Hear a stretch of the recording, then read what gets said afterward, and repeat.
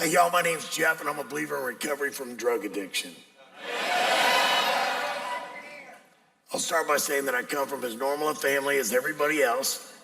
So in other words, they're completely screwed up, you know. My father was an alcoholic who fought in Korea and Vietnam, and that presented problems of its own. When he drank, he was physically abusive to my mother, and he was mentally abusive to us kids. I have a brother and two sisters, but they're nothing at all like me. I grew up as a heavy kid who was picked on and scared, and at 13 years old, I smoked marijuana for the first time. I was finally accepted by some cool kids, so I started getting high regularly. I also got into boxing in high school and decided that I'd never be picked on again. Fighting and getting high became normal for me in my teenage years. So at 19, I joined the Army. Drinking and fighting were all I wanted to do when I wasn't at work. I was soon shot in the leg in a bar fight. This took me off my feet for quite a while. And as I recuperated, I again put on weight. At 5'8" and over 300 pounds, I didn't fit in with the other soldiers, but I had bought a motorcycle for cheap transportation to work and spent a lot of time at the biker bars. I soon realized that the motorcycle clubs accepted anybody, especially violent drug and alcohol abusers. Again, I found a place where I fit in. I was big, I was angry, I was violent. In the biker world, the meanest, nastiest guy in the bunch ran the show, so I worked at being that guy. I abused my wife, and I would get into bloody fights with my dad anytime we drank together. I was involved in drug dealing, stabbings, and shootings. It wasn't long before I became the president of the club.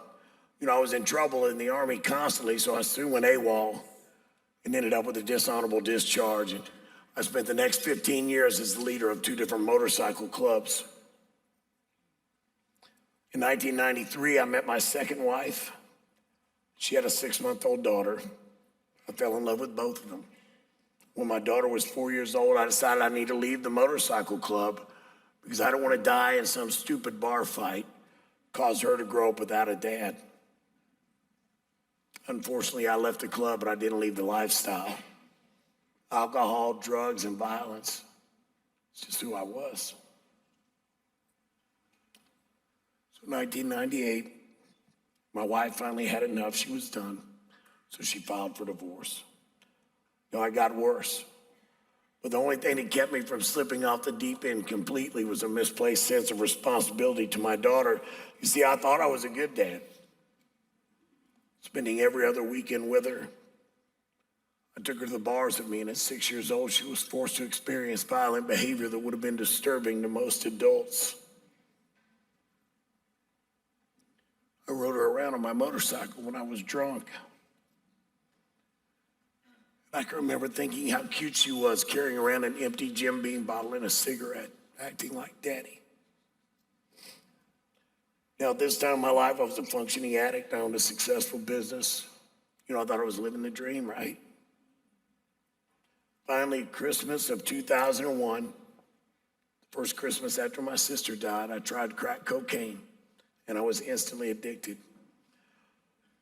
I quickly went through all my savings, and I convinced my parents that my business was failing, that I needed financial help, and they thought they were helping me by loaning me money.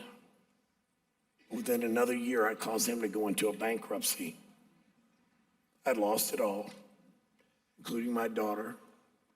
One of my last memories of her as a little girl was buying me an 8-pack of cigarette lighters for my birthday. I wasn't fooling anybody. It'd be 6 years before I saw her again.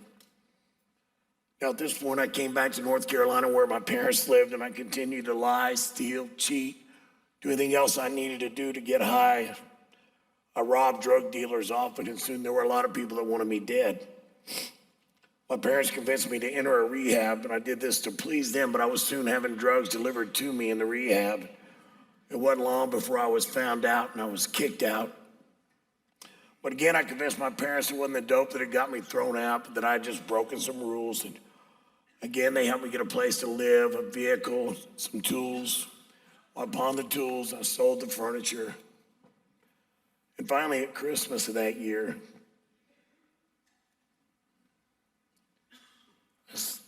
I snuck into my parents' house and I stole the $100 bills that my mother had intended as Christmas gifts for all the family members. And this wasn't discovered until Christmas morning when they all opened the empty envelopes.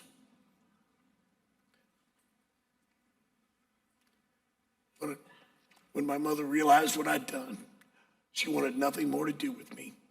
And she told me that she'd buy me a one-way ticket anywhere in the country, but she didn't want me in North Carolina any longer.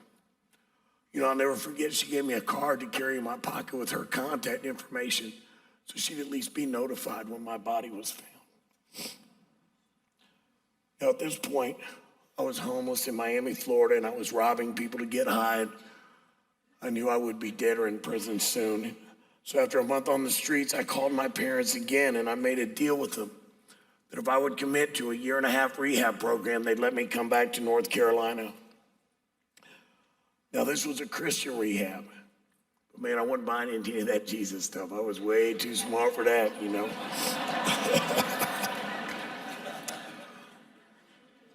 About 4 months into my stay, my old girlfriend called me and told me she'd inherited some money, and so she wanted me to come to Minnesota. So I left the rehab more than a year early.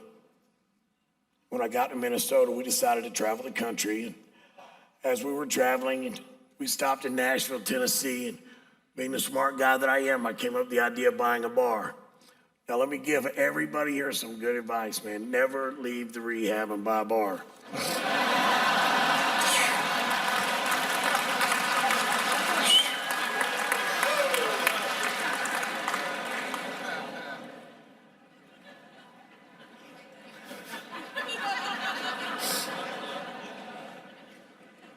You know, booze, dope, prostitutes, gambling, violence, everything that I loved.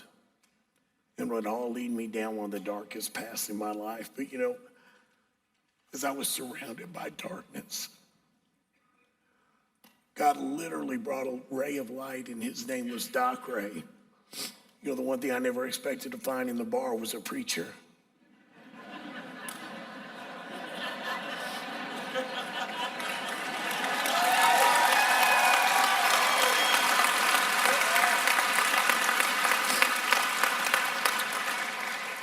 Isaiah 59:1 says, surely the arm of the Lord is not too short to save, nor his ear too dull to hear.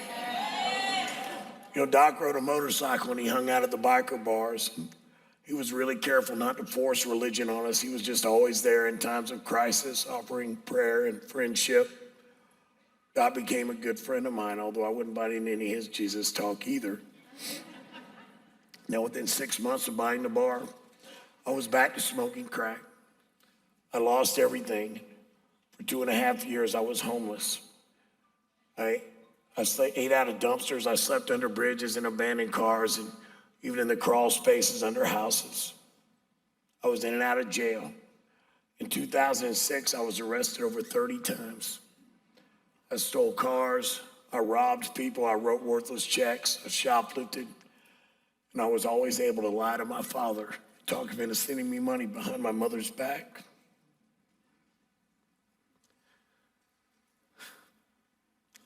I remember my mother telling me that she hoped one of us died soon, her or me. She just couldn't take it anymore. On March 1st of 2007, I'd been on a binge for days. It was about 3 o'clock in the morning, and I'd ran out of dope. A lot of you guys know the insanity of it. You know, at 3 o'clock in the morning in a ragged, falling apart borrowed truck with expired tags, knowing there were warrants for my arrest, and driving with no license, I headed into one of the worst drug areas in town. And of course, I was pulled over and arrested that night. By the way, when I was arrested, I weighed 108 pounds. And I was covered with open sores due to staph infection. You can still see the white scars all over my face, neck, and arms.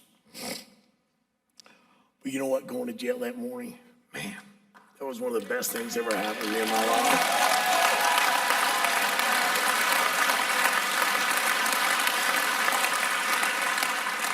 You know, because of the nature of this charge, my father couldn't bond me out this time. You know, when I did finally get out, my dad had come to Nashville, Tennessee to help me again. I had nothing except the clothes I was wearing. My dad helped me get a vehicle, a place to live. I was just waiting for him to leave so I could get high. I remember it. But then he did leave. Man, after he left, he hit me. I thought, what if next time he's not here? What if next time I get out of jail and he's done? I had what we call in recovery a moment of clarity. I made a decision to quit getting high. Now I had to figure out how to do that, right? I now see that the first time my father didn't bond me out, I hit bottom. I often wonder how much sooner I might have had this moment of clarity if I weren't being enabled by my parents. They thought they were keeping me from dying, and it was all done in love. But they almost loved me to death. As I made this decision to quit using, I tried to think of anybody I knew in Nashville, Tennessee that didn't get high. And the only person I could think of was that biker preacher guy, Doc Ray. So I looked up his number. I called him. He invited me to church. And, I accepted, still believing that church was just a weekly inconvenience where a bunch of holy people got together to talk about how good they were and how bad the rest of us were, right?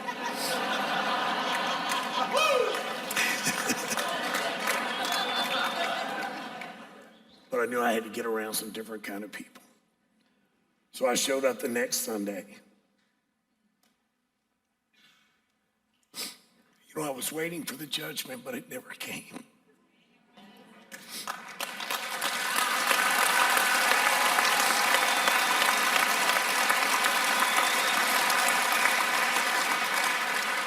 Those people were so nice to me.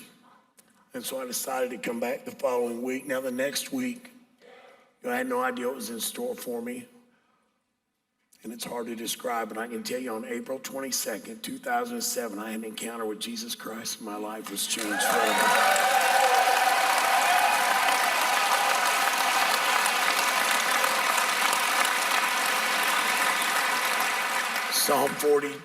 Psalm 42, he lifted me out of the slimy pit, out of the mud and the muck. He set my feet on a rock, and he gave me a firm place to stand. And here I have to mention how grateful I am to Doc Ray. He made sure I got home safely when I was too drunk to stand. He picked me up from jail when I was released. He was my friend when I didn't know how to be anybody's friend. He loved on me when I was unlovable. And he prayed with me when I was hurting. Doc accepted me right where I was, flaws and all. Without judgment, without condemnation, without beating me over the head with a Bible. He was simply kind and caring. And I don't know that God could have used anybody else to get through to me. Now, within 3 weeks of my salvation, I attended a church dinner, and I sat by a couple I'd never met, Jim and Deb, and I'll never forget them. And we began to talk. I told them a little bit about my story, wanting to meet some other Christians. And they told me about a ministry they went to on Friday nights at another church called Celebrate Recovery.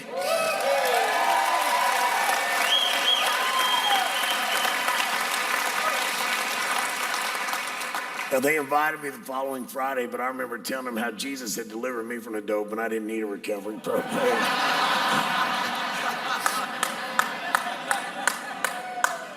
I'm sure you've heard that before.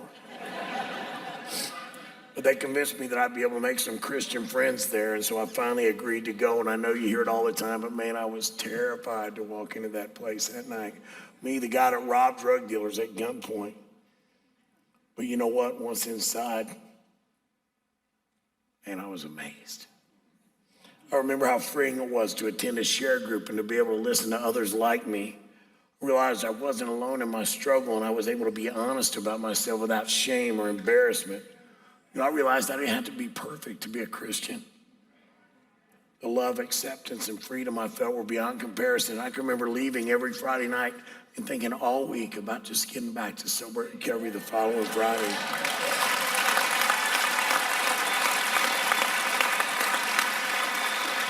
Within 2 months of attending, I began working the Christ Center 12 steps, and I found a sponsor.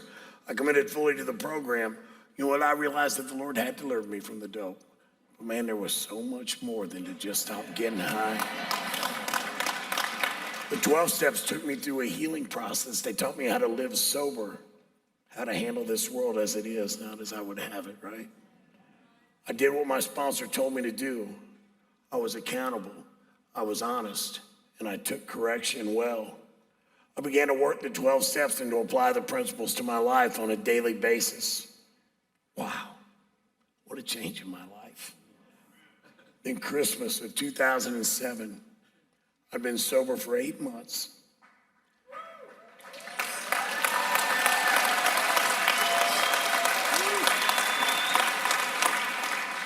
And my mother wanted to see me for the first time in 4 years.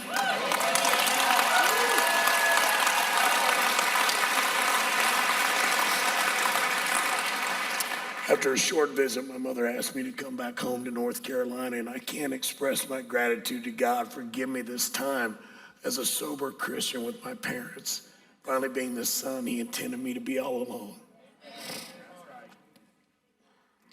Shortly after moving back to North Carolina with a year of sobriety, I began attending a church in Fayetteville, and shortly after I met the senior pastor. He was excited about what I wanted to do, so I began seeking others to help me start Celebrate Recovery.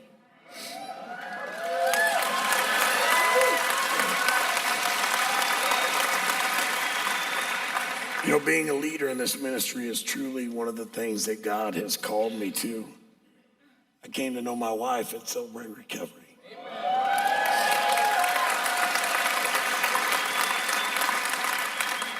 My daughter showed up at our wedding, and I was able to hug her for the first time in 6 years.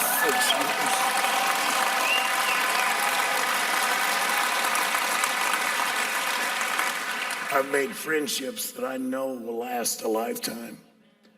I've had damaged relationships restored and repaired. I've seen changed lives. You know, you can read about it in the New Testament, or you can just come to Sober Recovery and see it for yourself, right?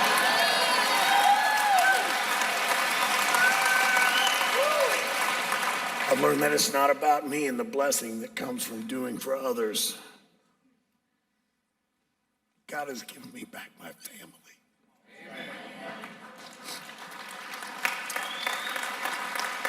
I was able to comfort my father daily during a long hospital stay, which ended with his death in September of 2009. But I was also able to pray with him to receive Christ before he died.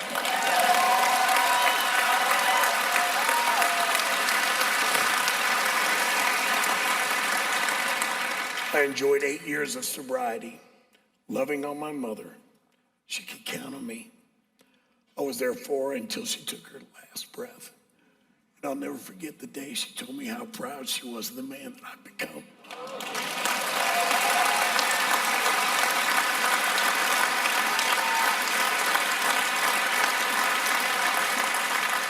My daughter, her mother died tragically while I was in my addiction. But now she has a father.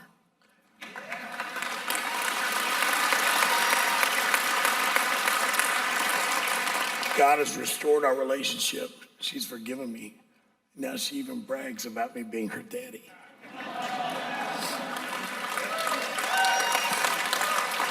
I have a beautiful Christian wife with a wonderful new family that love me. I have incredible friends. I own a business. And glory to God, I have a Harley Davidson. Glory to God, yes.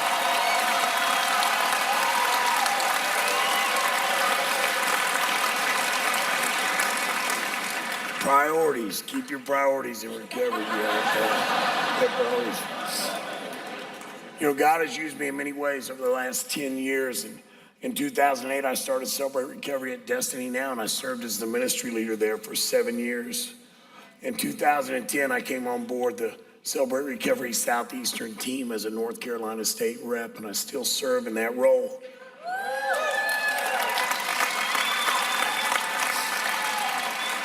In 2011, I finished school and I was ordained as a pastor and served as the campus pastor of Destiny Now Ministries for 4 years.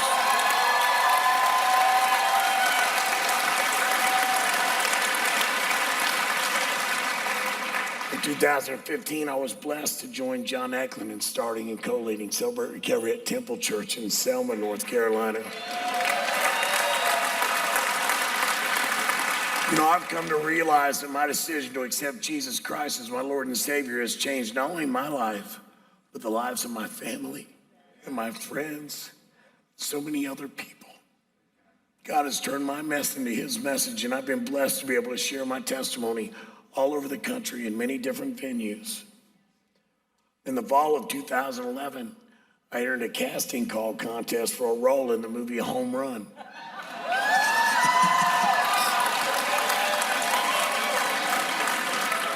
So I won the contest and appear in the movie as the Little League umpire. And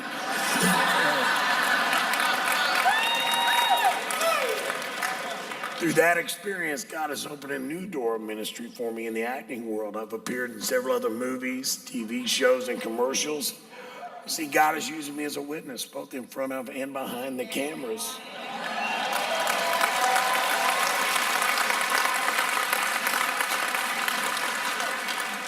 I gotta tell you, since accepting Christ, life is truly incredible, but it's not perfect, right? Right. April of 2013, my wife and I separated, you see, because we couldn't seem to get along. You see, we married soon after meeting, and it didn't take long for us to realize we weren't much alike. And although we had separated, we weren't ready to give up on our marriage. You see, we may not have made the right choice in getting married so soon, but now we decided we wanted to make that choice right. We sought help by the way of a Christian counselor. I gotta tell you, man, it took a lot more than prayer. It took work. It took determination. It took commitment. We just weren't willing to give up. But you know what?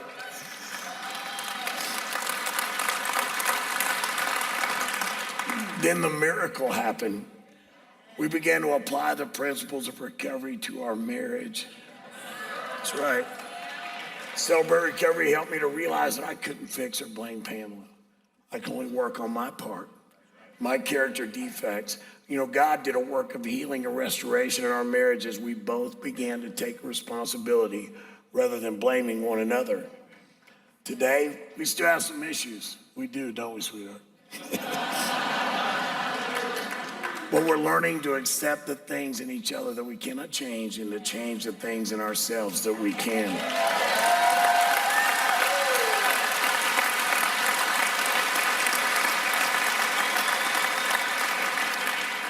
Now, last year, after putting the biker lifestyle behind me for 9 years, associating that lifestyle with all my bad behavior, God told me that it's okay to be a biker as long as I do it for his glory.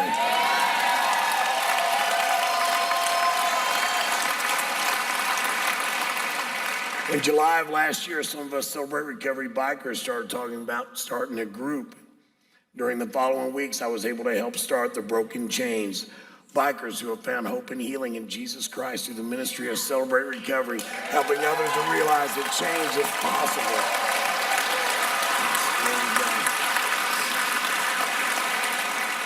You know, I'm honored to serve as the national president, and in the last year, we've grown to include close to 300 members in 40 states and 2 foreign countries.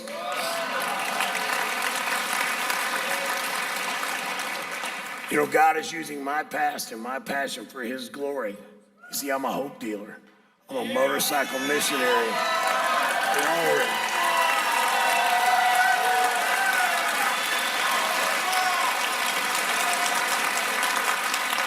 Since September of last year, I put 22,000 miles on my motorcycle, traveling the country, sharing the good news that change is possible. Genesis 50:20 says, you intended to harm me, but God intended it for good, to accomplish what is now being done, the saving of many lives. You see, I've been uniquely qualified, and God is using me to reach people that others might not be able to reach and to introduce them to the ministry of Celebrate Recovery. You know, I'm grateful to Jesus Christ for my salvation. And I'm grateful for Celebrate Recovery, which has given me the tools to deal with life on life's terms. 10 years later, and you can still find me at Celebrate Recovery every week because I still need to be there. You see, recovery is a decision followed by a process. Since I made the decision to quit using 10 years ago, I've gone through the illness and death of my father and my mother. I've gone through a marriage separation. I've dealt with despair, anger, and frustration, but I'm sober today.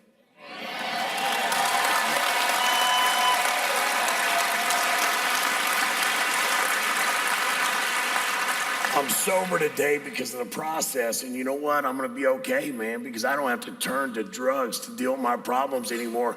I have all you guys, man. I have a forever family all over the world. And I get to meet Jesus in every hug, every smile, every encouraging word. Wow. You know what? Today I am living the dream. Yes, sir. Amen. One day at a time, right? 3,818 days ago, all I want to do is quit getting high. That's all I wanted to do was quit getting high. I could have never planned or dreamed what God has done in my life since. Psalm 3:3, you, O Lord, are a shield for me. You are my glory and the lifter of my head. You know what? If you're new to sober recovery, or if you've been in sober recovery for a while, man, I encourage you to stay involved or get involved in the process of recovery. Let God do a miracle in your life.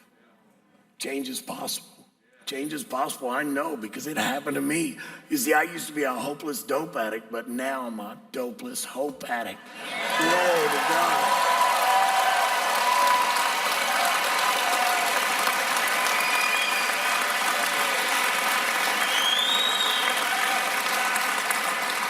Thank you guys for letting me share.